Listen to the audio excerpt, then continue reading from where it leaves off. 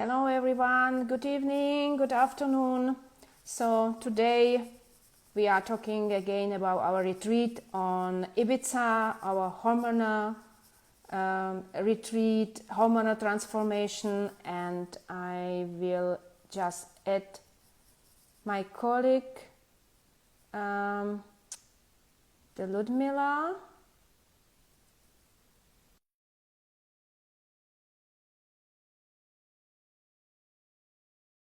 She is, hi Miri.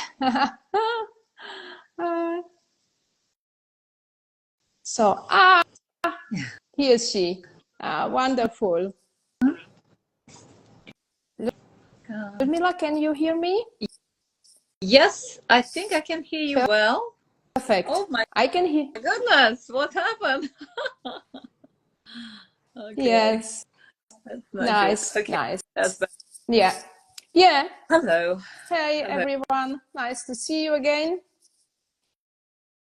Yes, so nice to see everyone who's joining us now and who will be watching this video later, because you may have noticed we have started with Simona a series of these short Instagram live videos to dive deeper into the hormonal health for women 40 plus. And this is in preparation of the retreat we are holding at the beginning of October in Ibiza. So really excited about that. But it's a lot to cover. So we just broke it into kind of smaller sessions so we can start understanding the hormonal health better.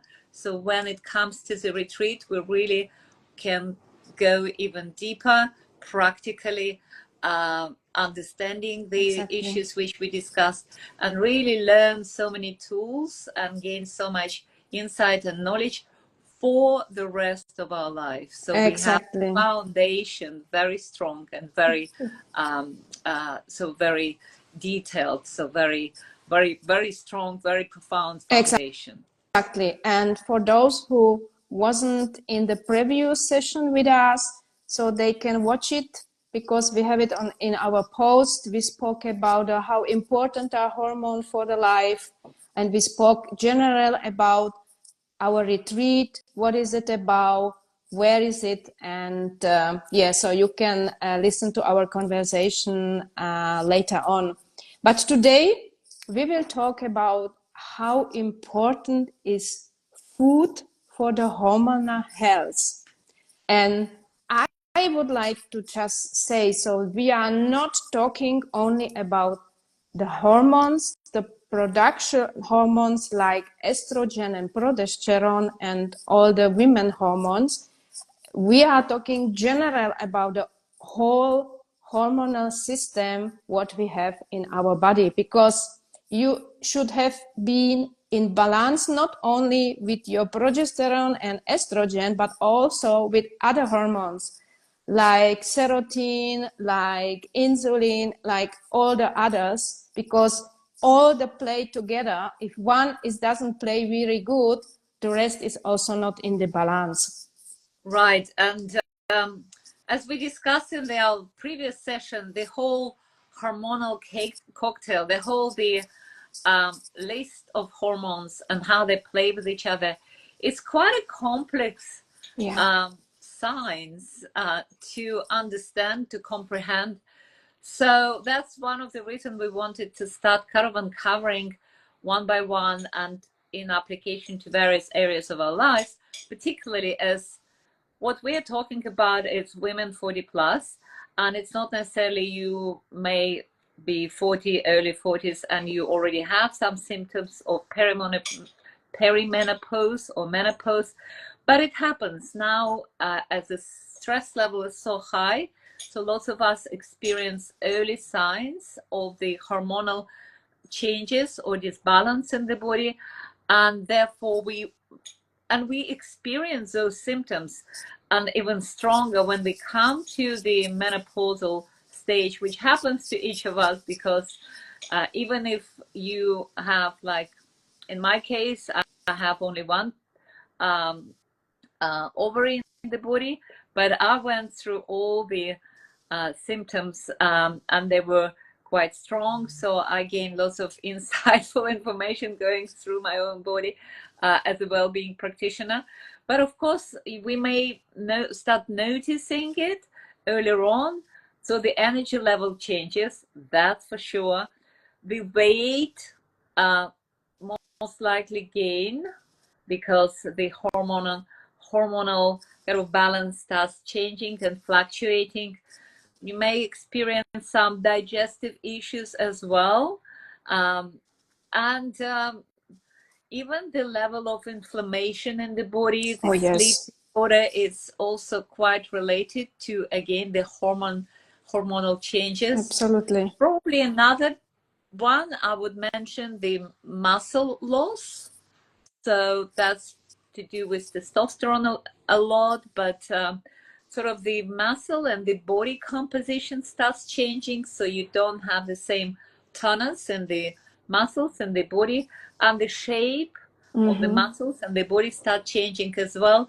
And this is from one point of view, it's how the nature designed us to move through different stages of our life.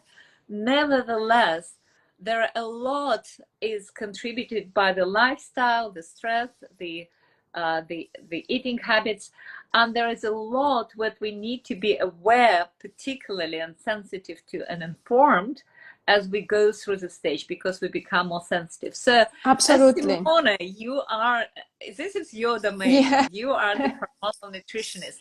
So where shall we start? Maybe you can Yeah. talk to us a little bit about the connection with the gut, between the gut Exactly. health and the Yeah. hormonal health. Absolutely. But before we will go to the gut, let's talk about general. Okay. How food plays critical role on the hormone balance.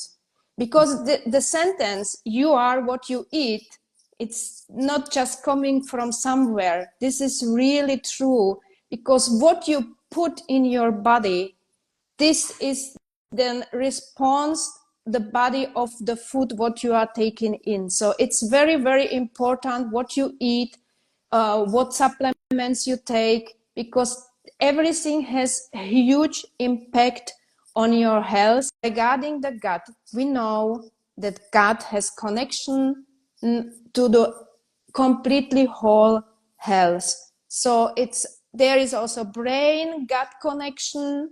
So how your microbiome is healthy, it shows in your mood, and not only in the digestion. Yeah. So your healthy gut definitely has impact, for example, on serotonin, to production of serotonin, because the serotonin, it's produced in the gut. So it's very, very critical hormone for your mood. So if you see that you don't feel good, depression and so on, I would anyway always start with the gut.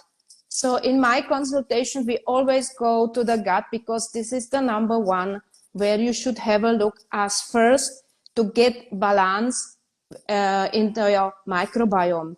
So this is really very, very important. And general gut, it show you how you feel in the rest of your body. So if your gut doesn't work properly, so you generally are out of the balance, I would say. Yeah. And you're probably also talking about the gut and brain Yes. connection as well. So Yes, exactly. Because the production of serotonin affect the mood, and also the ghrelin, which has to do with your hunger. So ghrelin hormone control your hunger, if you are hungry or if you are not hungry, and depend how your microbiome in gut is, you have those effects, positive or negative, depend how the microbiome is. Yeah. Interesting. So this is the microbiome. These are those hormones which are produced in the gut, which also affects how you feel. But can you maybe talk a little bit more about the actual hormonal health and the gut connection? Like, what is that produced in the gut, which then also keeps the hormones in balance or helps production of one hormones versus the other types of food, or general kind of like healthy gut as a good combination of good and bad bacteria?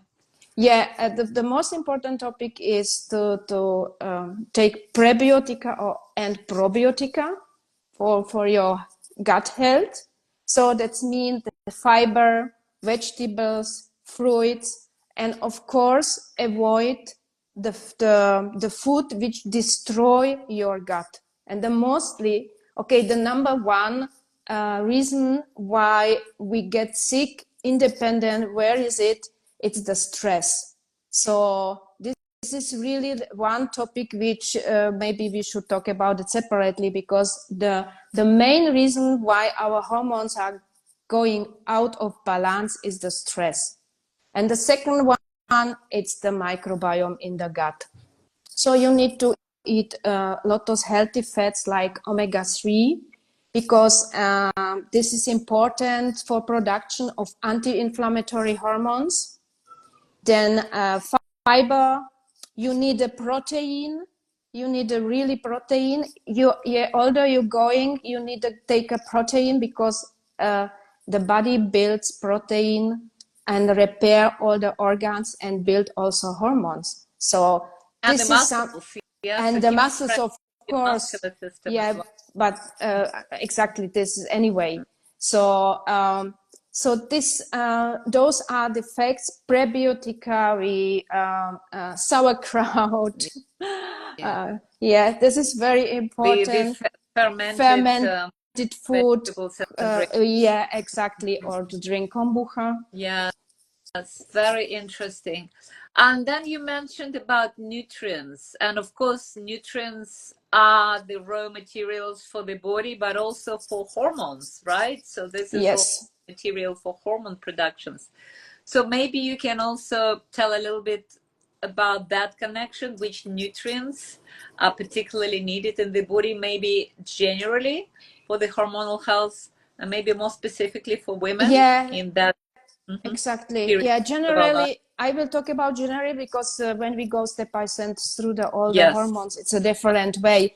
But let's name 4 or 5 the most important, because as I said, we are not talking about the progesterone or estrogen. We are talking about the thyroid, we are insulin, and so on. So general, so for example, zinc is very, very important.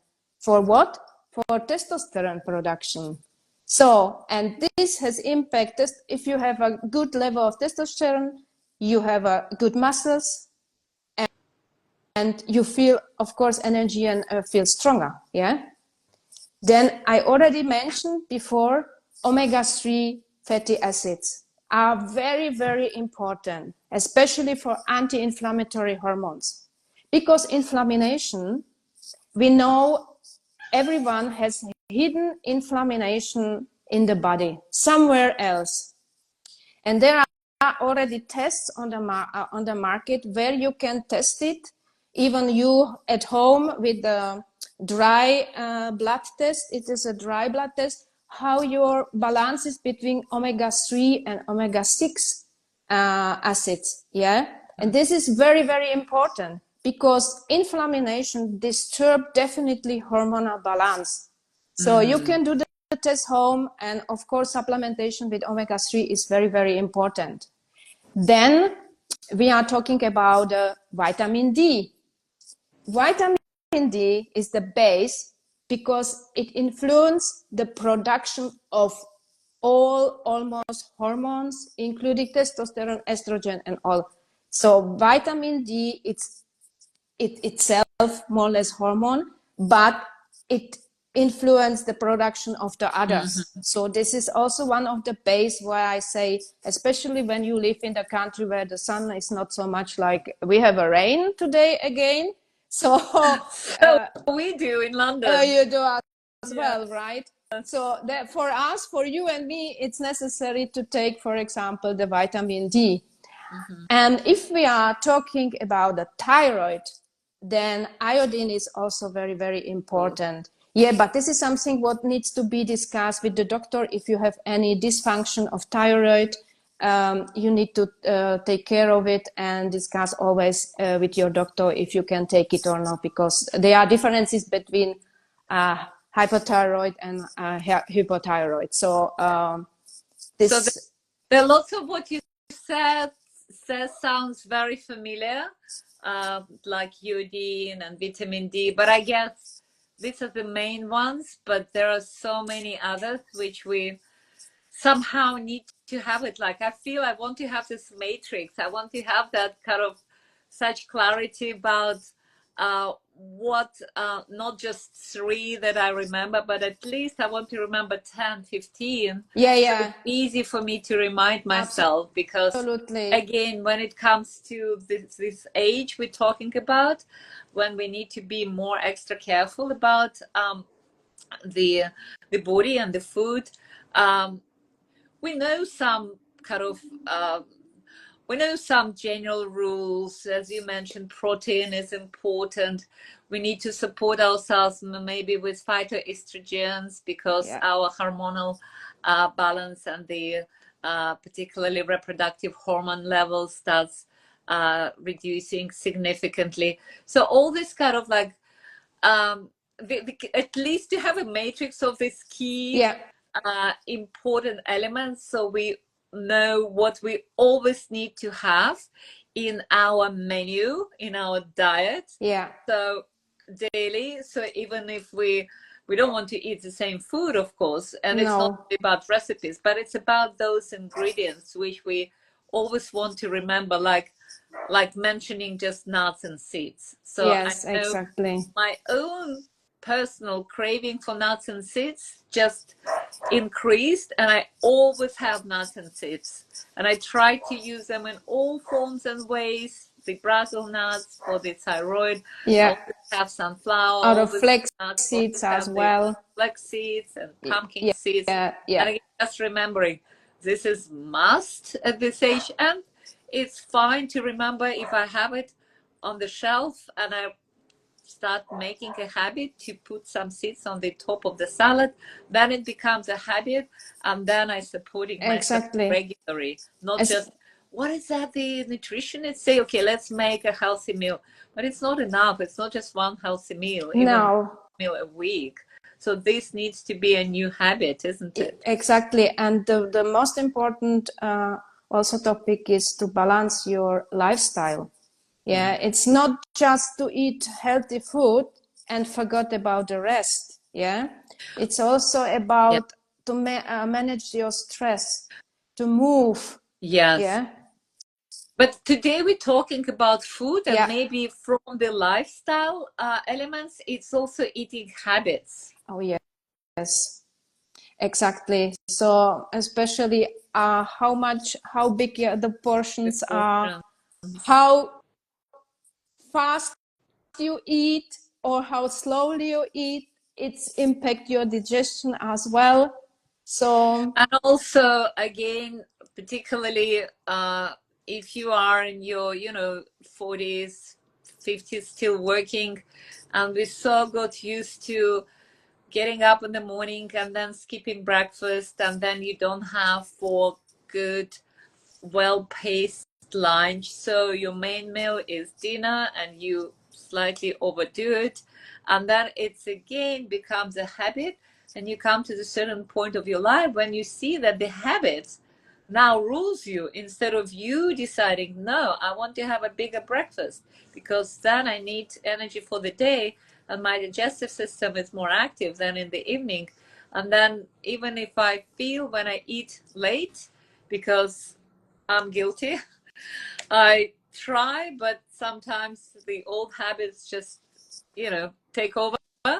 And then if I eat late, I wouldn't have good sleep, and then my body wouldn't digest food, and I immediately see it in the body shape. And then if in the past, I love intermittent fasting, but it's a separate conversation. If in the past I will go to the gym a couple of days and my body just gets back to the like a piece of rubber, gets back to the previous shape, Now it's different. Yes, exactly. And also, as you mentioned, if you eat too late, you don't digest, especially if you eat a protein very late, yeah, like meat. So it stays for hours in the stomach and in your gut, and it will not digest it really on the proper way. So you get bloating next morning, and then And it if really you ruins your day. You have the thing exactly, with your stomach, instead of having energy in your physical and mental kind of body state, you have to deal with that. And yeah, you're just not enjoying the day. And then you can't do what you want. Your creativity goes exactly, down. You just want to this thing to go as yeah, soon as yeah. possible. But And you're the all, one who created it in the first place, with a little bit of, not even reckless, but bit less yeah, careful behavior and eating habits. yeah, So that I find this is so such an important thing for me, was also learning to eat without having my phone on, the YouTube on, exactly, um, just giving time to my meal.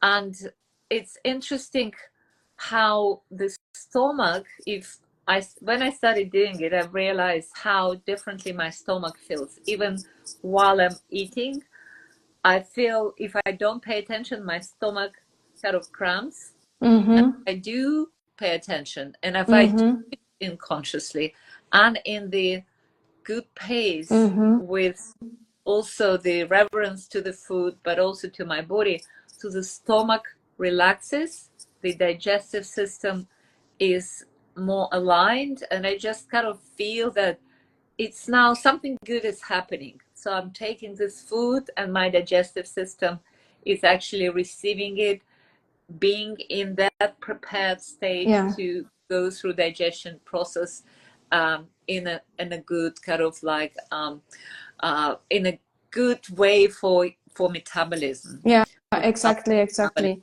the body. Because a lot of people eat by work, so they are working and eating and don't focus really on the food and do not take time for the food. So this is a very, very important topic, to take time for yourself, because you are taking time for yourself, not just for the food, but for yourself.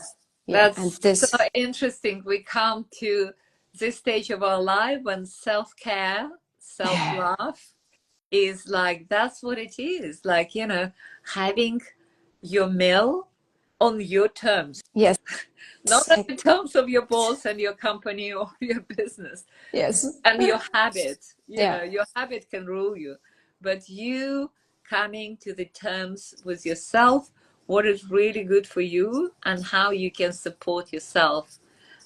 So you have many healthy, joyful, happy years ahead of you. Yeah. exactly, exactly. And everything, we will go very, very Yeah. deeply in our retreat.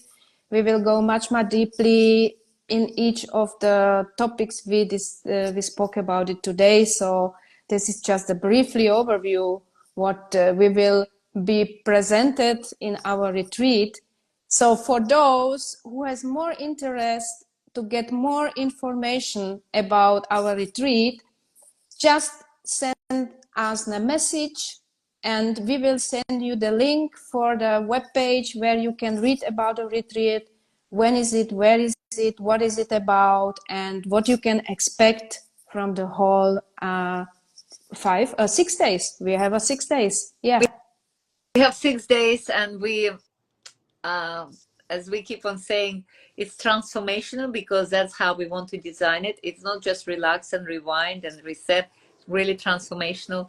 That's one point. And the second, we're going to yeah, have fun. absolutely, We're going to be in absolutely. Ibiza. So we're Yeah. going to have Oh. really good time Oh. together. Yeah, and next time we will talk a little bit about the accommodation, about the environment where we are, and so we will give more insight in this area. So for today, thank you Very very special. much for watching. Thank you, Lumia, for participation. Thank Thank you, Simona. And so look forward to seeing you next Wednesday. Yeah. And also our audience, those who are interested in hormonal health for women 40 plus, not only.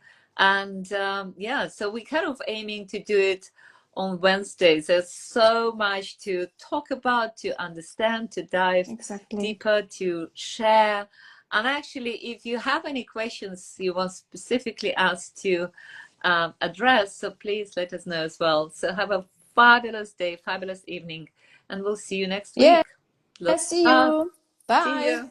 Bye.